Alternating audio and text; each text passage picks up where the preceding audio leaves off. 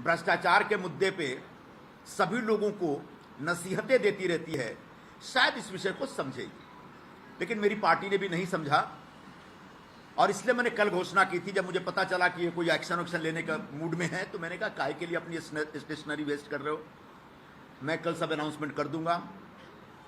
मैंने रात को 10:40 पर खड़गे जी को अपना इस्तीफा भेज भी दिया था, और मुझे लगता है कि उसके तत्काल बाद शायद उस इस्तीफे में कुछ ऐसे शब्द थे, ऐसा मेरा एक्सप्रेशन था, उनको लगा कि कुछ ज्यादा हो जाएगा अगर हम चुप रहेंगे, तब उन्होंने इस प्रकार का एक फैसला किया। मतलब A4 साइज का एक कागज कांग्रेस पार्टी ने आखिरकार बर्बाद कर दिया, ऐसा मेरा मानना है। अब रह गई बात, कांग्रेस पार्टी ये सब क्यों कर रही है। कांग्रेस पार्टी इस समय एकदम से संरचनात्मक ढंग से देखा जाए तो बिखरी हुई पार्टी है। वैचारिक तौर पर तो दिशाहीन है, ऐसा कई लोगों ने कई बार कहा, कांग्रेस पार्टी के लोगों ने ही कहा, लेकिन संरचनात्मक तौर पर एक पूरी तरह से बिखरी हुई पार्टी है। पहले कांग्रेस में एक पावर सेंटर हुआ करता था और उसका एक कॉकस होता था, उसके एक कोटरी होते थे, दरबारी होते थे, और उसके खिलाफ बाकी लोग लड़ते रहते थे या संघर्ष करते रहते थे।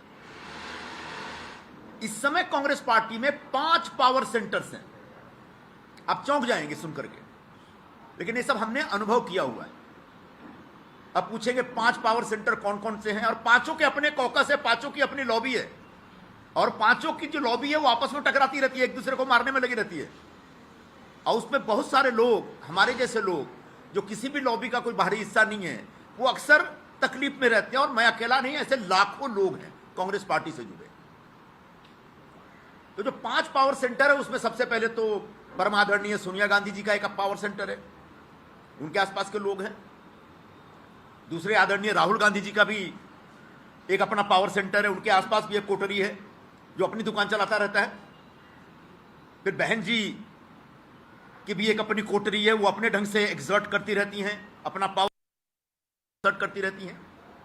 अध्यक्ष महोदय हैं, उनकी भी एक अपनी, उनका भी एक पावर सेंटर बन गया है। उनके आसपास जो लोग हैं वहां तो ऐसे ऐसे लोग हैं जिनके पास कोई राजनीतिक अनुभव नहीं, कोई राजनीतिक आधार नहीं, अचानक उनके साथ जुड़ के वो हाईकमान बन गए और इस तरह की बातें करते, इस तरह की भाषा का इस्तेमाल करते जो मैं आपके सामने यहां प्रस्तुत नहीं कर सकता। और आखिरी एक जो पावर सेंटर है जनरल सेक्रेटरी ऑर्गेनाइजेशन का, वेणुगोपाल जी का, वो भी एक पावर सेंटर बना हुआ है भाई। वो भी अपने ढंग से अपनी राजनीति करते रहते हैं। जब हिंदी बोलते समझ में नहीं आता, अंग्रेजी बोलते समझ में नहीं आता, मलयाली हमको समझ में नहीं आता है। एक ऐसा आदमी पिछले इतने वर्षों से बैठा हुआ है और संगठन लगातार गर्त में जा रहा है, संगठन लगातार बुरे खराब दौर में, खराब हाल में। तो एक कांग्रेस पार्टी में जो ये टकराव चल रहा है लॉबियों का, उसकी वजह से कांग्रेस के बाकी राज्यों में बैठे जो लीडरशिप है, जो मेरिटोरियस लोग हैं, जो योग्य लोग हैं, उन लोगों का कष्ट बढ़ता चला जा रहा है। और मैं पिछले 4-5 वर्षों में इसको बड़ी गंभीरता से मैंने महसूस किया है, लेकिन मैं धीरज रख रहा था। आखिरकार धीरज टूट गया, बांध टूटा धीरज का, और उसके बाद जो सामने आया वो सब आपके समक्ष है।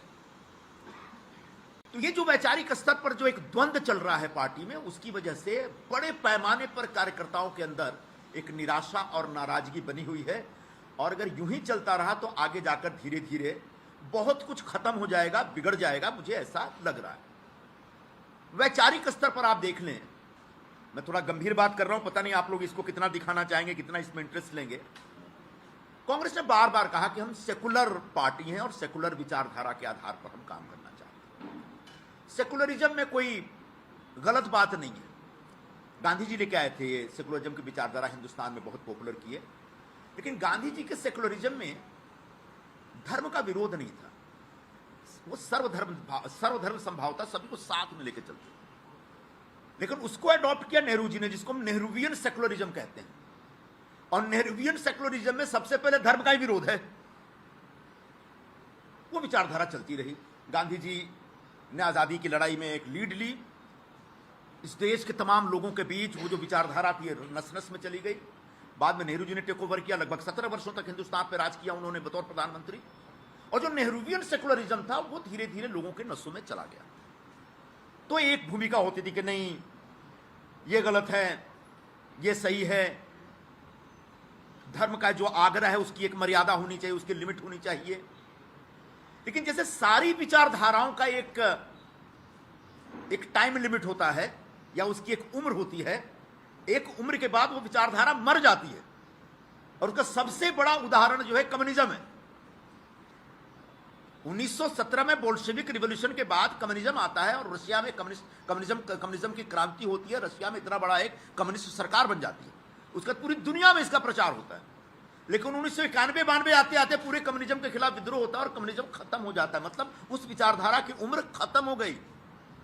बिल्कुल 70 वर्षों के बाद आज हिंदुस्तान में जो नेहरूवियन सेकुलरिज्म है, जिसमें धर्म के आग्रह का विरोध होता है, धर्म के अस्तित्व का विरोध होता है, धार्मिक होने का विरोध होता है, उसकी उम्र अब खत्म हो चुकी है।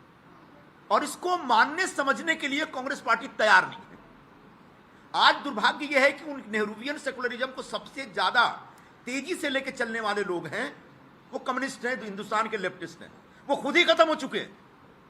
परसों में एक चैनल पे बोल रहा था कि पूरे कांग्रेस पार्टी पे लेफ्टिस्ट अप्रोच भर गया, हावी हो गया।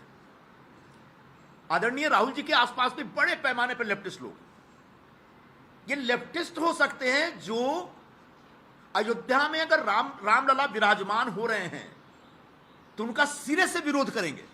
सिर्फ लेफ्टिस्ट ऐसा सोचता है, क्योंकि उनके जो प्रवर्तक थे विचारधारा के, कार्ल मार्क्स, वो कहते थे धर्म अफीम है, धर्म का विरोध करते थे।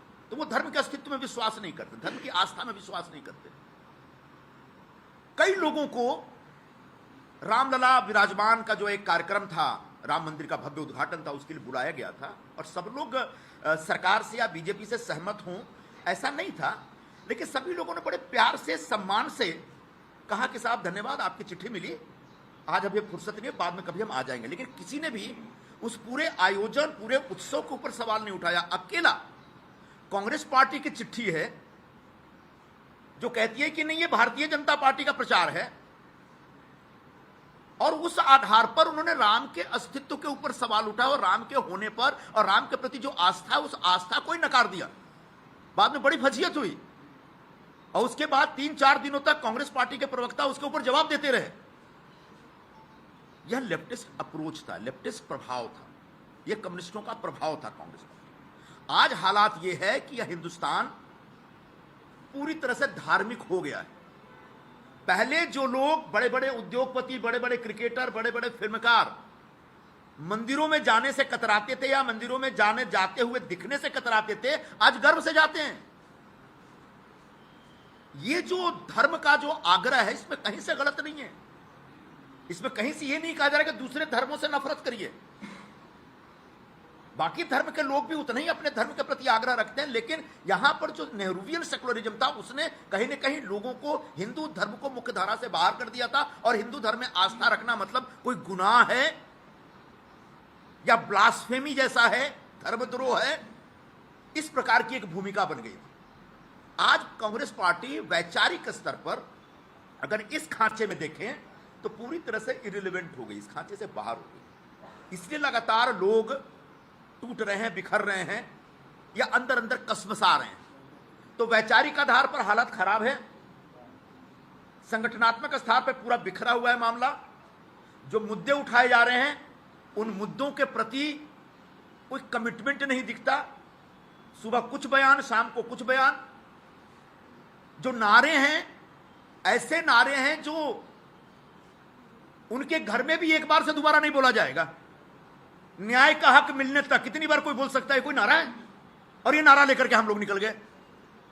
उसका कारण यह है कि कांग्रेस पार्टी के शीर्ष नेतृत्व में बड़े पैमाने पर ऐसे लोग बैठ गए हैं जिनका जमीन से कोई नाता नहीं रह गया। जमीन पे क्या हो रहा है इसकी समझ नहीं है, इसकी